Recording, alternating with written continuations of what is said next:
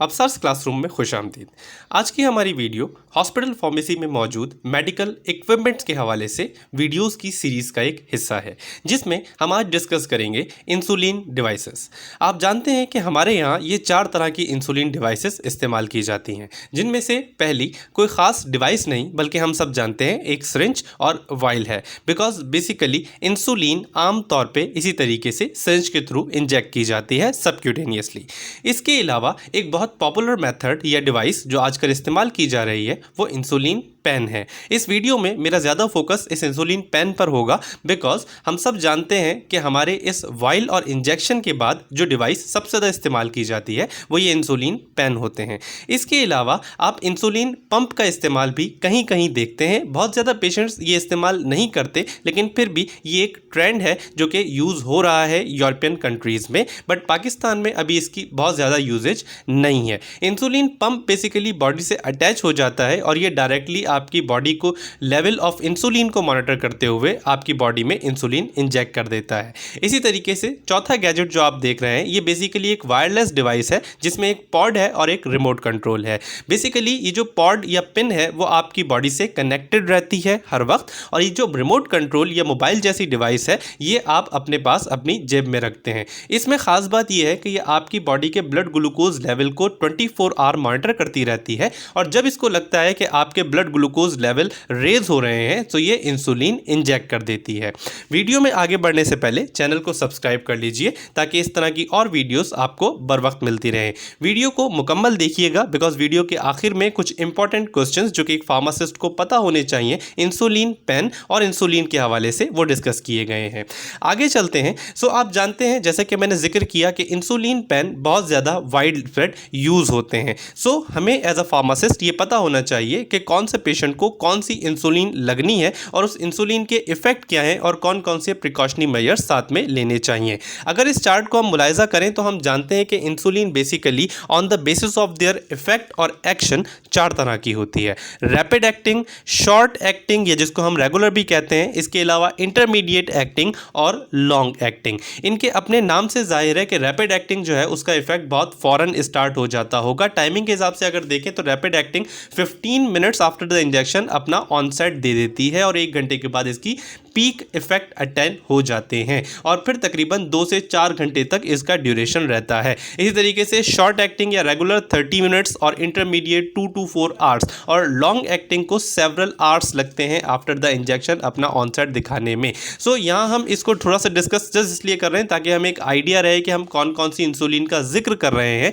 आगे आपसे कुछ ब्रांड डिस्कस करूँगा जो कि इंसुलिन पेन के मार्केट में अवेलेबल हैं, लेकिन हम उनको बहुत डिटेल में नहीं जाएंगे, बिकॉज इस वीडियो का मकसद आपको डिवाइसेस के यूज़ के बारे में बताना है, ना कि मेडिसिन और उनके जेनरिक के बारे में। सो ये आप देख सकते हैं नोवोलॉग फ्लेक्स पेन, ये एक बहुत कॉमनली रैंडमली कंपनी का यूज़ होने वाला इंसुलिन पेन है जो आपकी फार्मेसी में अवेलेबल होता है और आपसे पेशेंट मांग रहा होता है। इसके अलावा लेंटस सोलोस्टार, आप जानते हैं 100 यूनिट्स पर ml, जो कि इंसुलिन गिलार्जिन है। यहाँ पे इंसुलिन की टाइप्स को मैं डिफाइन बिल्कुल नहीं करूँगा, हम आगे चल के किसी और वीडियो में इंशाल्लाह इंसुलिन और उसकी टाइप्स को डिस्कस कर रहे होंगे।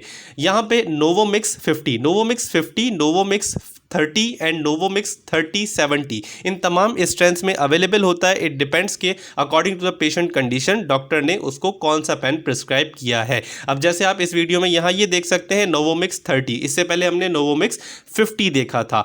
एक और इंसुलिन, इंसुलिन लिस्प्रो, जो कि ह्यूमोलॉग के नाम से अवेलेबल होती है, ये इंसुलिन भी आपको बहुत ज़्यादा प्रिस्क्राइब होती हुई नज़र आएगी।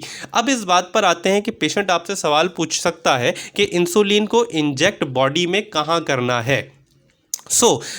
कुछ एरियाज़ जो कि आइडेंटिफाई किए जाते हैं इंसुलिन इंजेक्शन साइट के तौर पे, वो आप इस डायग्राम में देख सकते हैं। जैसे कि अपर आउटर आर्म, आपके आर्म का जो आउटर एरिया है वहाँ पे इंजेक्ट किया जा सकता है। सबसे ज़्यादा चूजी एरिया और सबसे ज़्यादा अच्छा एरिया जो कंसल्टेंट की नज़र में और मेडिकल प्रैक्टिशनर की नज़र में जो होता है वो एब्डोमिनल एरिया है। आमतौर पर कोशिश ये की जाती है कि इंसुलिन को इस एब्डोमिनल एरिया में इंजेक्ट किया जाए। इसके अलावा buttocks and upper outer thigh thigh पर भी इसको इंजेक्ट किया जा सकता है। ये बात मैं आपको आगे चल के बताऊंगा कि इस जगह पे इंजेक्ट जब आप करेंगे तो किस तरीके से करेंगे, क्या आपका तरीक़ाकार होना चाहिए। अब कुछ बात कर लेते हैं इंसुलिन पेन को अगर कंपेयर करें हमारे सिरिंज और वाइल से, तो इस डायग्राम में आप देख सकते हैं कि पैसे कन्वेंशनल इंजेक्शन सिस्टम इस्तेमाल किया जाता है, उसमें हमारे पास एक वाइल होती है जिसके अंदर इंसुलिन होती है और साथ में आप एक सिरिंज ले लेते हैं जिससे आप इंजेक्ट कर रहे होते हैं। सो तमाम असेंबली सेम है। अगर आप देखें इसमें भी ड्रग कंटेनर है, नीडल मौजूद है, पिस्टन मौजूद है, इवन प्लंजर और फिर finger rest and thumb rest. So पूरी की पूरी असेंबली एक ही है, बट दोनों में डिफरेंस क्या है, कन्वीनियंस का डिफरेंस है। आपकी जो निडल है, जो आप सिरिंज इस्तेमाल करते हैं, वो इतनी ज़्यादा कन्वीनियंट नहीं होती जितना ईजीली एक शख्स आमतौर पे इंसुलिन पेन के थ्रू अपनी इंसुलिन इंजेक्ट कर सकता है। अब अगर इंसुलिन पेन के हम पार्ट्स को डिस्कस करें तो सबसे टॉपर पार्ट से स्टार्ट करते हैं। निडल आप देख सकते हैं, छोटी सी निडल मौजूद है, फिर निडल अटैचमेंट पॉइंट, यहाँ पर स्क्रू जैसे रिंग्स बने होते हैं, वहाँ पे जस्ट आप इंसुलिन की नीडल को टाइट कर सकते हैं और इंसुलिन की नीडल जो है वो रिमूवेबल होती है, आप उसको चेंज कर सकते हैं, ठीक है। इसके अलावा उससे नीचे इंसुलिन रिजर्वायर है, ये बेसिकली एक कार्ट्रिज होता है जो कि यहाँ फिक्स होता है। अच्छा, कुछ इंसुलिन पेन में ये फिक्स होता है और कुछ इंसुलिन पेन में ये रिमूवेबल भी होता है। सो जिनमें फिक्स होता है उनमें जितना उसमें फिल है इंसुलिन आप उतना यूज़ कर सकते हैं, उसके बाद वो पेन आपके लिए बेकार हो जाता है। लेकिन जिनमें वो रिमूवेबल है उसमें हम वो कार्ट्रिज चेंज कर देते हैं, कार्ट्रिज पर एक्सपायरी डेट वगैरह मेंशन होती है, आप उसको यूज़ करते हैं और देन अगर वो ख़त्म हो जाता है तो आप उसकी जगह नया लगा लेते हैं। इसके अलावा और अगर नीचे आए तो आप देखेंगे डोज एडजस्टमेंट डायल। यस, ये एक डायल है जो कि अगर हाथ से घुमाएंगे तो गोल घूम जाएगा, जिससे आप अपने पेशेंट के जो आपकी प्रिस्क्रिप्शन आपको की गई है उसके हिसाब से आप यूनिट्स को सेट कर सकते हैं। फिर लास्ट में रेड इंजेक्शन बटन है, आप बटन को प्रेस करेंगे जैसे आप एक पेन का बटन दबाते हैं और इंसुलिन इंजेक्ट हो जाएगी पेशेंट की बॉडी में, ठीक। सो इस हवाले से अगर और आगे चले तो ये तस्वीर में आप देख सकते हैं कि ये डायल किस तरीके से है और ये छोटी सी एक विंडो बनी होती है जिसमें आप इंसुलिन के यूनिट्स को सेट कर लेते हैं। आमतौर पे जब किसी पेशेंट को न्यू डायबिटीज़ जो है वो आप ये कहें कि डायग्नोस होती है और पेशेंट उसको डॉक्टर जो है वो उस पेशेंट को इंसुलिन वगैरह प्रिस्क्राइब करता है, सो एक नंबर ऑफ मेडिसिन उस पेशेंट के पास होती है और पेशेंट के जहन में बहुत सारे सवाल और प्रॉब्लम्स होती हैं और वो आपसे पूछना भी चाह रहा होता है। बिकॉज बड़े हॉस्पिटल्स में अगर आप देखेंगे, मैं खास तौर पे बात कर रहा हूँ कराची या लाहौर की, कि ये वो हॉस्पिटल्स वो शहर हैं जहाँ पे लोग दूर दराज दूसरे शहरों से मेडिसिन लेने आ रहे होते हैं। सो आमतौर पे अगर पेशेंट खुद भी आता है तो उसको भी ज़्यादा पता नहीं होता, मालूम नहीं होता मेडिसिन के बारे में, या अगर कोई और ही उसके लिए दवा लेने आ रहा होता है सो उसको भी बिल्कुल आइडिया नहीं होता कि वो क्या चीज़ लेने आया है और उसके साथ कौन कौन से प्रिकॉशनरी मेजर्स हैं। सो एक अच्छे फार्मासिस्ट को तमाम प्रिकॉशनरी मेजर्स पता होने चाहिए, उसको पता होना चाहिए कि वो अपने पेशेंट को किस तरीके से गाइड करे प्रॉपरली ताकि मेडिसिन का प्रॉपर और रैशनल यूज़ करवाया जा सके। यहाँ पर आपको कुछ इंपॉर्टेंट बातें बताता चलूँ अब इस वीडियो के आखिरी हिस्से में। ये तमाम वो बातें हैं जो आम तौर पे आपसे आपका कस्टमर या पेशेंट पूछता है और आपको पता होनी चाहिए, और अगर आपको पता होंगी तभी आप प्रॉपर आस्क अ फार्मासिस्ट वाला स्लोगन जो हम लोग यूज़ करते हैं उसको आप लगा सकते हैं या बोल सकते हैं कि आप अगर कोई चीज़ नहीं पता है आपके पेशेंट को तो वो आपसे पूछे। सबसे पहली बात स्टोरेज के बारे में करते हैं।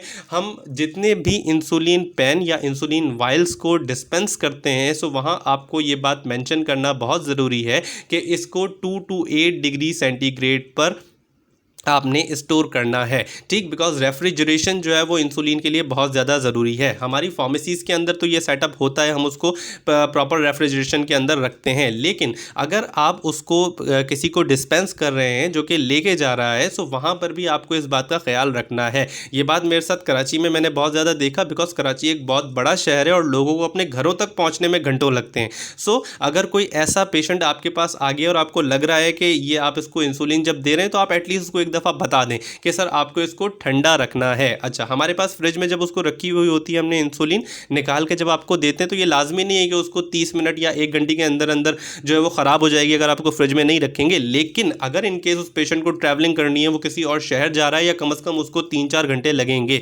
सो इट इज़ बेटर कि वो अपने साथ में एक आइस बॉक्स कैरी करे और उसमें इसको स्टोर करे। ये तमाम चीज़ें आपको पेशेंट को बतानी होती हैं बिकॉज पेशेंट को नहीं पता अगर वो फर्स्ट टाइम यूज़ कर रहा है और लेके जा रहा है, ठीक। इसी तरीके से एक और सवाल बहुत रैंडमली पूछा जाता है कि इसको लगाएंगे कैसे, बिकॉज बहुत सारे लोग ऐसे होते हैं जिनको अगर डायबिटीज़ मेलिटस या डायबिटीज़ इंसिपिटस जो है वो डायग्नोस हुई है, डॉक्टर ने उसको इंसुलिन पेन लिख के दिया है, आपने तो उठा के पेन दे दिया, उसने तो पहले कभी देखा ही नहीं था, उसको सिर्फ इंजेक्शन के बारे में पता है। सो वो आपसे एक सवाल पूछता है भाई इसको लगाया कैसे जाता है। सो आप सिंपल उसको ये बताएंगे कि ये किस तरीके से लगाया जाता है, सबक्यूटेनियसली लगाया जाता है।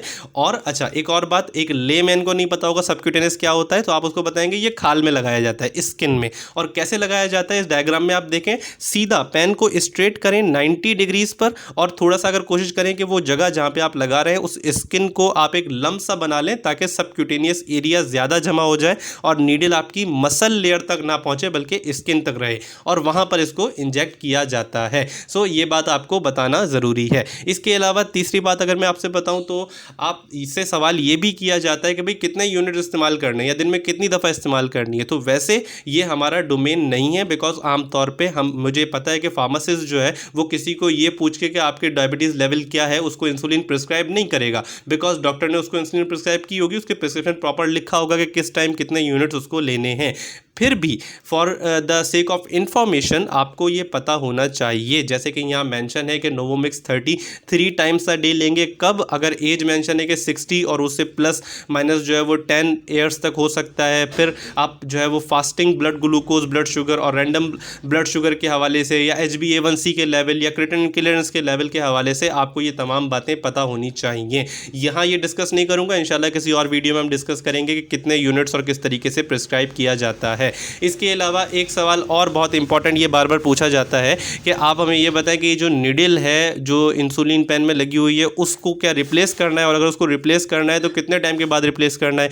तो आमतौर पे एक बात मैं आपको बताऊं, इंसुलिन निडल बहुत चीप होती है, जस्ट 5 रुपये में एक निडल आ जाती है, और वो आम तौर पे गाइडलाइन ये है कि आपको हर एक सिंगल यूज़ के बाद नीडल चेंज करनी है, ठीक। बट हम पाकिस्तान में रहते हैं और ये बात जो है वो सबको पता है कि पाकिस्तानी जो है बहुत किफ़ायतशौर होते हैं। सो पेशेंट कोशिश ये करता है, कहता है अभी तो मैंने लगाई थी और फील, अच्छा एक इंपॉर्टेंट बात, ये आप जब पेन से लगा रहे होते हैं इंसुलिन तो पेशेंट को ज़्यादा फील भी नहीं हो रहा होता, तो वो कहता है कुछ भी नहीं हुआ, एक बारीक सी तो मैंने लगाई है तो इसको मैं इस्तेमाल कर सकता हूँ, ये ख़राब नहीं हुई। सो आप पेशेंट को बता सकते हैं, बिकॉज इसमें कोई ऐसा ख़ास मसला नहीं है, बिकॉज एक पेन को एक ही पेशेंट इस्तेमाल कर रहा होता है। सो आप उसको कह सकते हैं ठीक है आप 1 से 2 दफ़ा इसको इस्तेमाल कर सकते हैं, लेकिन उस वक्त आप इसको चेंज लाजमी करेंगे जब ये आपको चुभने लगेगी, बिकॉज निडल जब बिल्कुल स्ट्रेट होती है तो वो बिल्कुल फील नहीं हो रही होती, लेकिन एक आध दफ़ा के इस्तेमाल के बाद वो जब थोड़ी सी यूज्ड हो जाती है तो फिर वो चुभने लग जाती है। So that will be the identification कि अब आपको निडल चेंज करनी है।